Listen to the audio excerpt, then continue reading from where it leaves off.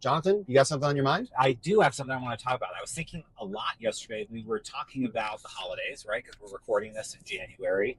And you were talking about, I'll let you, if you want to share this, go into it in a second. But you were talking about a situation you had receiving gifts from a family member. And kind of the key parts of that, all that was like realizing that they kind of don't necessarily know who you are, what interests you, and things of that nature. Yeah. And it gave me kind of a callback to things that I saw on social, especially during the holiday season, about AI agents being recommended for, or people talking about using AI to buy gifts for people for Christmas, Hanukkah, the holidays, whatever you're giving a gift for. Yeah. And I could not wrap my head around that, because to me it's like, all right, we've just reduced gift giving to its most capitalistic, materialistic endeavor of, I'm physically just going to give you this thing. Here you go. Like, I thought of you and that's it. I'm doing what I have to do. Whereas, I don't know, Obligatory. yeah, exactly. It's like an obligation. It's not something done out of love or enjoyment or respect. And it seems like we're pulling up to a toll. So, We're through the toll booth, and I'm definitely going to sneak in front of this big truck. no, I think We're talking about gift giving. Yeah. And so, yeah, it's just like we're reducing it to this most transactional form rather than gift giving. Let's just say if it's a love language, it's not about the transaction. It's about the act of giving the gift shows thought and care that you've learned about someone, that you took a moment and said, I saw this thing and it made me think of you. And you kind of put those connections together. And I don't know, I find it's so depressing that it's becoming even more corporate and capitalist. And, if you're going to use AI to gift, don't be gift. Just take me out to lunch. I'd rather spend an hour with you. Yeah. Well, AI is supposed to automate and make easier tasks that are not where we should be spending our time. Unfortunately, that's how it was marketed and branded, right? That's how the AI is going to save the world. It's going to free up so much time for us to be doing the things that are important, that are necessary for human beings. I would argue that the creation of art, maintenance, and building of relationships, connections with people, that's what we should be doing. We are a social species. Yep. Life is about collecting good stories with people that you love and care about, and then leaving the world better than you found it. That's my opinion anyway. And so if AI has become something that automates a lot of relational work, it's deplorable. It's disgusting. It's taking away the humanity and the thought and the consideration, and it's totally male gaze coded. Like, it's totally written by men for men, as we know from most of the developers, designers behind things like OpenAI and all these things. It's like a bunch of male software engineers, men in the rooms, and so their approach to how to design an AI product ends up being very male coded. Women, I would say broadly, generalizations, want effort and consideration to be thought of. To be loved is to be known is something that will resonate with a lot of people, but a lot of women. And so the idea that a bunch of men are like, oh, I won't have to think at all about buying Christmas presents or who to get. I'll have AI write me a list of what to get for who, because to them it's a chore, right? But it is work. It is mental load, it is emotional labor, and it is domestic labor and care work all rolled into one. And I want to say, too, that's work in service of the relationship. And to me, even the time I spend buying someone a gift, I'm engaging with them at that time. I'm thinking about them. I'm thinking, how are they going to respond? I'm thinking, what have I learned about them before? And how can I reflect that in what I'm going to give to them? It's not busy work. It's not the chore activity. That's how I can express love. That's a way to express potentially love that I can provide, or maybe that they're interested in receiving. It's not this task that exists outside of our relationship. There's nothing better than giving a good gift, and there's nothing better than getting a good gift, right? Like, so some of it's like, oh, wow, how did you know? Or like, this is perfect, or thank you, that's just what I needed, or oh, I do love that, it's so good. So the story is that my grandfather, my opa, didn't know what to get me for Christmas, and so I came here to Johannesburg to spend the holidays, and so we do a gift exchange, and I got him a headlamp because I knew that he would really like a utilitarian gift that could be used in an emergency or for his nighttime kind of patrols of the garden or whatever. And he, of course, opened it up and he was really thrilled. And he was like, "Oh, that's a good gift. Thanks, Johnny." And he immediately took it back to his room and put it in his bedside table. And I'm like, "Yeah, I did well, right?" And I don't think he knew what to get me, so he offers me at first a book on how to play the game of bridge.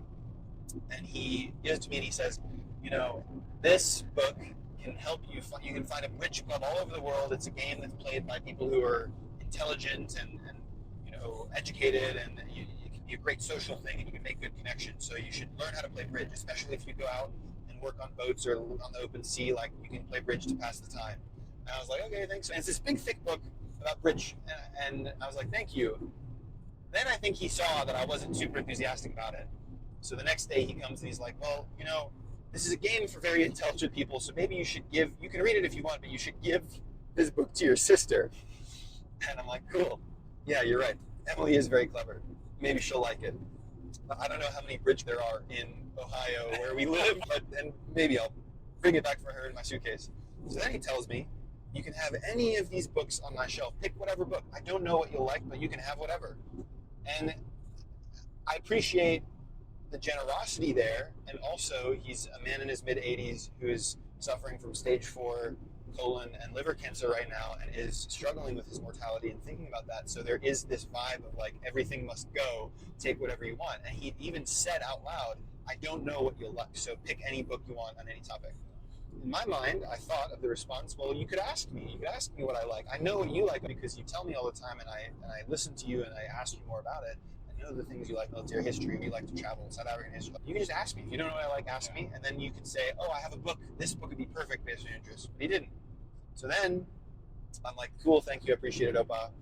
And the next day comes around, and he comes out with this really cool old, which is like a Zulu mace, like a club that he bought 50 years ago, I think in Swaziland. And he's like, Johnny, like, I think you might like this. This is an artifact. It's very well made. It's something you might enjoy. And lo and behold, because it's a physical object that has attachment to history, but is also something that I can play with and be physical with, it's a perfect gift for me. I almost wish we could show it to people. It's next to it's in the car right here on the driver's side, just in case. Now I'm curious. That comes in handy on a road trip. Just in case. And and so I'm like thrilled with this gift because it's like right on the mark. It's something that I can play with, and it ignites my inner boy excitement of like love of weaponry and things like that. But it was really wonderful, and it took him a few tries, and he gave me something I really enjoyed. But this is very long story short, is just to say, like, the default for a lot of men, not just his generation, but in general, would be like, oh, like, I don't know what you like, so like, I guess I'll try this. It's like, just ask. I think the second gift giving, I think, captures it so well, and it's that subtle difference between, I know you like books, take a book, and oh, you like this thing? I have a book on it. Why don't you take it? Because that, now you're, in the first case, you're using this as a negative example in a longer story. But that action of like, I know you like this thing, take this book that I have on it, that becomes a story that other person is going to actively tell for like the next 10 years. It's like, and I was just sitting in his house and I happened to tell him that I am a huge fan of basketball. And he said, oh, I have this authoritative history of basketball book. Why don't you take it, read it? I know you'll enjoy it. Every time that person picks up their book, they're going to think about it. They're going to tell other people about that beautiful act of generosity and understanding and wanting to share. It means so much. I know we started talking about gift giving. I'm curious, like, is gift giving one of your love languages in terms of giving or receiving? Kind of. I mean, I love getting a really wonderful, thoughtful gift like anybody else. But I've found that I am a bit of a particular person at times, and I have ended up, I get myself a lot of the things that I want and need.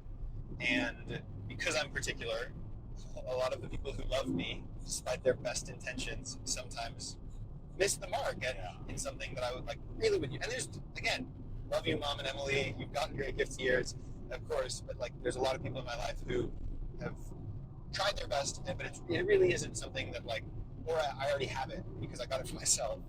But I do love giving gifts. I love it. I love the interaction with someone when I get them something that they love or they will find useful, or that they're taken aback by the thoughtfulness that I know this about them, or that I remembered they mentioned it months ago and I'm like, oh, this would be good. So I'm a huge gift giver, especially when I travel as well. I think of all of the friends and all the people that I love, and I overspend on like getting things for people because it's important to me. I want to show people that I care about them and leave them with something, sometimes physical, that they can see to remember me, remember our relationship, remember my thoughtfulness. So there's some ego in there. But I don't know if it's like a main love language. I also love acts of service, like doing them and having them performed, I suppose. And I think it's definitely one of the ones I'm best at giving. So hopefully if someone's also good and wants to receive that. I would say for me, I think receiving them isn't as important. I think for me, acts of service and words of affirmation are the biggest two. And I love a good word of affirmation. I think like the other part of psychology of gift giving that I'm really because I think about this a lot, is to me, gift giving is also a puzzle, and I love puzzles, whether jigsaw, crossword, video game, whatever. Because gift giving is a puzzle. You're saying, okay, if I do this, if I get this, what's their reaction going to be? And how does this reflect what they know about me already? It's like, it's a fun little like logic game sometimes behind it too, I think. And thinking about what would their utility be from this? How would they engage with this item if I gave it to them? Yeah. So I love that element about it as well, that I think can be a little bit fun and unpredictable. But I'm very passionate about it, but it's interesting. I'm kind of indifferent in terms of, because I think similar to you, it's like I have what I need. I don't need gifts. I just want the time. I want you to be with me. Yeah, there's a story there, right? Like maybe there's work to be done there for both of us, and a story there on, easing up and chilling out on the self purchases and saying I need everything that I want or that I think I will make utility of. I can get myself, and instead creating room and space and opportunity for those that love us to, meet those needs. I think that brings up an interesting, different conversation that I now have on my mind. What's on your mind, Jonathan? What is enough? What does that mean? And I think, this is an area where, being a little bit older than you, I definitely have more time to think Not about by much. Undisclosed number of years older than me. I have had a lot of time to think about, like, what do I want in this world? Emotionally, psychologically, financially, all these different pieces. And, like, I think one of the things that it's taken me a while, but what I really started to realize is everybody out here is telling me you just need to work. You need more. You need more of everything. You need more cars. You need better cars. You need more clothes. You need, more watches, all this stuff. Like, I love watches. For a long time, it was about that. And then I started to realize, well, here's all the things I'm going to have to do to attempt to get more. And once I get more, I'm going to want more. Getting that thing, the reward of it wears off so quickly. And so, when you were talking about kind of like calming down with self-purchasing, when we were talking about gifts earlier, for me, it's kind of like, there's not a ton that I need. There's not a ton that I even purchase because there's not a ton that I need anymore. Like, I've reached a point in my life where I have an iPhone, I have a laptop, I have a car, I have running shoes, I have enough clothes to wear. I'm not trying to acquire more resources so that I can buy more things. Like, I want to be able to buy a new phone when my phone breaks. I want to be able to get a new car when my car breaks down. I want to get a new pair of running shoes when I got too many miles on them. But why am I going to keep sacrificing and working harder and wasting time that I could be spending with people or investing my energies in other pursuits to get more when I could just have enough? And I think we don't talk enough about how do you figure out what enough is, what does enough look like, and why is enough in many ways better than more? What a good question. What is enough? I think you're 35 or 36 now, so you've had time, and you're also a very enterprising entrepreneur who's had some successes. You sold a business. Like, there's a lot of things that you've gotten to the point where you can look at, like, literally, like, what you have and be like, oh yeah, like, this isn't, I have enough stuff. I think there's a lot of people who are not yet at that point, and maybe they also have not asked, can I define enough? Can I come up with a framework? But that's one distinguishing factor too, because I'm in the same boat. I'm 28, but I have a lot of, not like this huge wardrobe, but I've got like really nice things that I like. Not new designer things, but like stuff like this, like a Galapagos Islands t-shirt I bought for $12 at a random side shop that brings me way more happiness because it's unique and like than a Gucci t-shirt ever could. Like, I have enough shirts that make me happy, and I have enough pairs of jeans, and I can repair them if I need to, or my sister can support me in that because she's an amazing seamstress and all that. So I acknowledge the privilege that I've had in accumulating some material things, specifically like a wardrobe, footwear, and I've got some nice hiking stuff that will last a long while. Like, so at this point in my life, this season, I've also got a car, I've got a nice phone, I've got a laptop. So there's things that I have where I get to say I have enough, and there's a lot of people who don't have that same, material acquisition. But it's also a mindset shift. Yeah. Because I feel similarly that I don't need to consume as much more. Like, I'm not hell-bent on, man, I can't wait to get my dream car, and I can't wait to keep getting a new lease every 2 years because I want someone to see, I want people to see that I'm driving a very new, very clean, very shiny car with nice rims, like stuff like that, or a Rolex watch I would never buy, like a designer watch or anything. Not really my style, because I don't want where people see my value or my worth to come from that perception that it's because I have money or have access or have wealth or have these signals. That's not where I want people to see who I am and what my value is.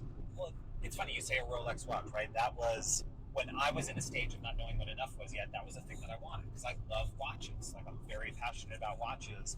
And when I sold my business, that was one of the things that I was going to. Well, that was the thing I was going to do for myself. I wanted to get a really nice watch to commemorate that occasion, and I went into a couple Rolex stores. That was the leading contender at the time. I looked at some, and then the closer and closer I got to actually making the purchase, the less and less I wanted it, because I started to realize I'm going to put all these resources into this thing.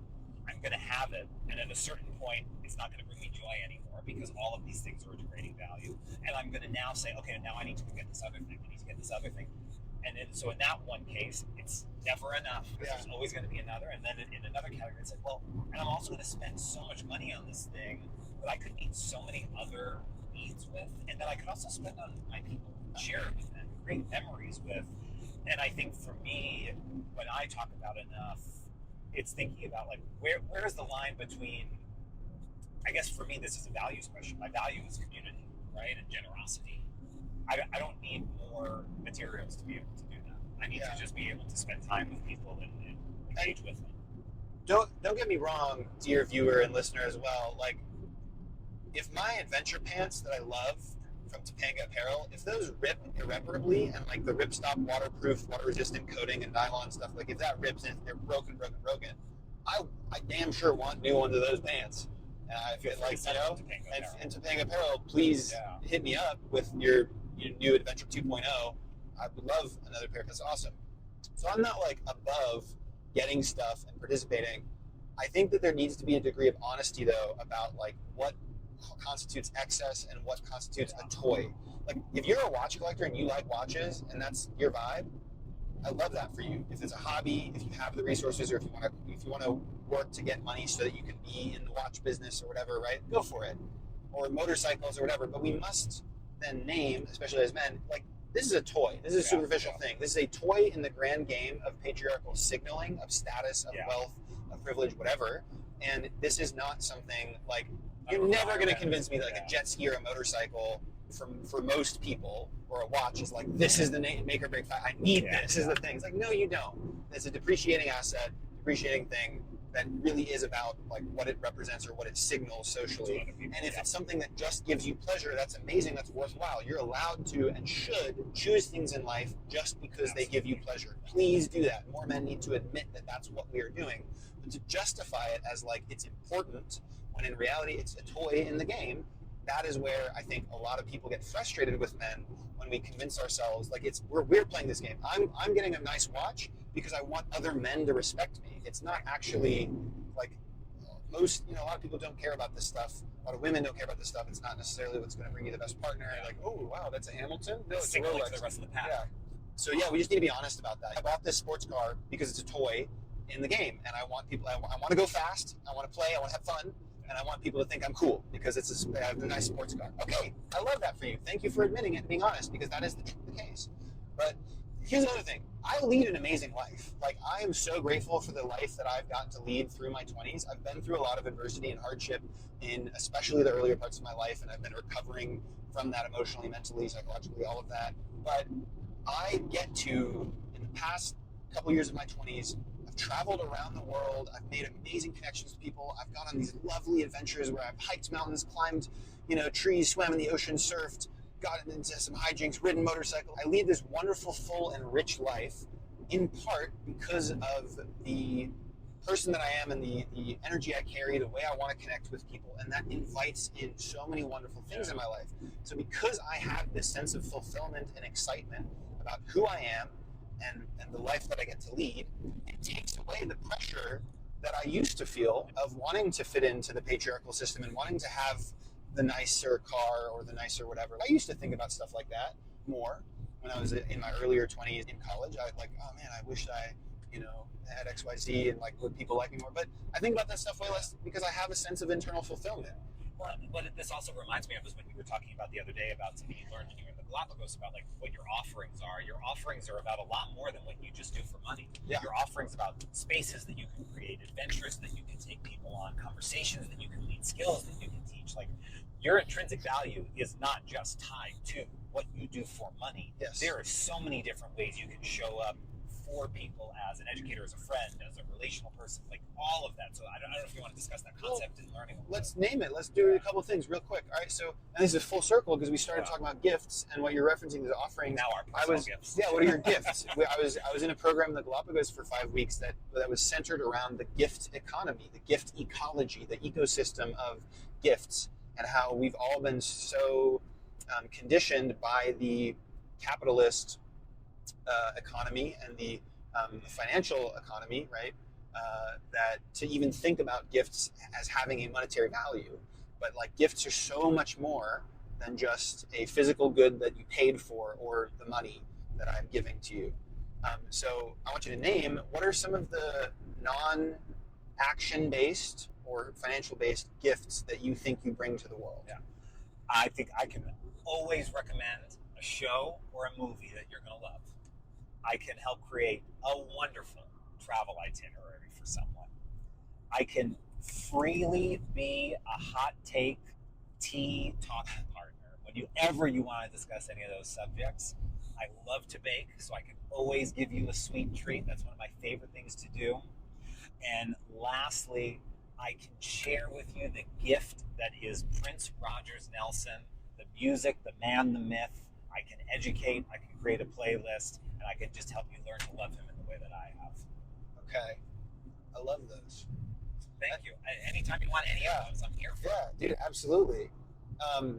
I was thinking because a lot of those things were still based in like something you can do for others. You're like, I can bake you a nice gift. I can make you a good playlist. I can recommend something to you. So you like most of what you listed were things you can do, which are like amazing. Like let's celebrate those. But like I was thinking for me, first I think my laugh is something because I have this like big bellowy like guffaw laugh that is kind of obnoxious in some ways, but I think that it like creates an energy for people that allows them to feel comfortable because it's genuine. Like if I think something's really funny, I'm gonna like I'm really like in this bark almost, right? That is a laugh. And I'm not. So I think that's a gift that I bring, or an energy, like something I like. I really about myself is that like my laugh. I mean, it's not that like I love the way that it sounds or anything because it sounds good and people probably like it. No, it's like it's the response, and I think my energetic presence, facilitates like, like we can be comfortable, we can be goofy, we can be real, we can be silly. I can let go. It doesn't have to be a controlled like, haha, good joke. It's like this big ass guy just let out a bark because he thinks this is funny. Right. That's one of the gifts that I have, which isn't like what I do for others. It's a part of me that does have an effect on the world. Like that's something I love about myself. I love my barky. Sometimes Seth Rogen, and then my other laugh is very like, Seth Rogen. I love it about myself. And I think another gift that I offer is not always, because I can be an anxious person that applies a sense of urgency and stress. But generally speaking, I am someone whose energetic presence makes people feel safe and comfortable, and that they can be vulnerable. And that is that's a gift that I just carry with me wherever I go in whatever I'm doing, and it's not based in a specific like workshop I can offer or service I do or like thing. And I love that about myself. I love my heart. My heart is a gift to the world. And so those are some I gifts. see what you're saying now. That was helpful. Yeah. So I appreciate you naming that and calling that. So all right, so now my reformed answer to that question, I will say, one, I think my sense of self. I think one of the gifts that I've given myself at this stage in my life is being really confident in who I am. Yeah. Knowing, we talked about this yesterday with climbing. No, I'm good, thank you. We talked about this yesterday with the climbing.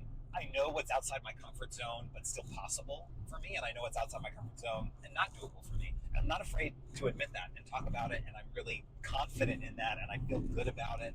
And I think that's just one example of how that manifests, but I think that's empowering for a lot of people to sometimes see. Yeah.